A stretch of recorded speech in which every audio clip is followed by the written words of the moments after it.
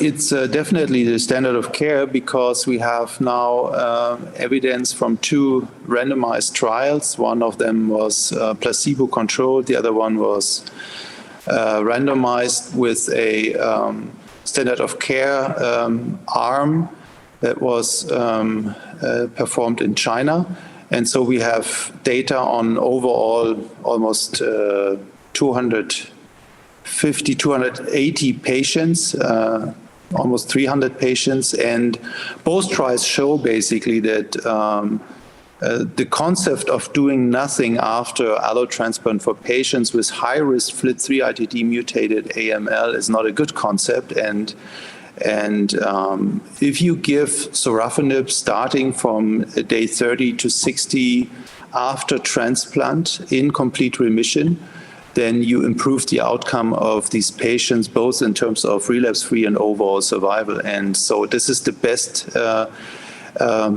evidence that we have for a maintenance therapy concept after allogenic stem cell transplantation. And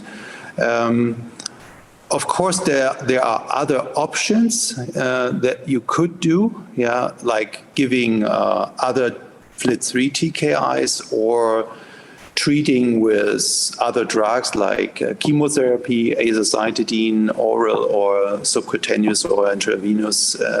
There are some data that also support this approach, but there are not strong data that we would consider as sufficient to suggest it to our patients at this point. And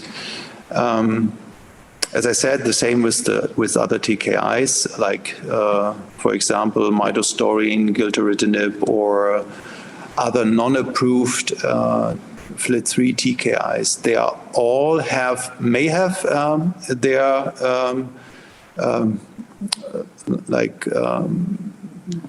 their chance in the future, and may improve also to some point outcome. But for midostaurin, there's a randomized trial that does not support use of this drug as maintenance, and for gilteritinib, the actual randomized trial is ongoing, and we have to see what the data will show.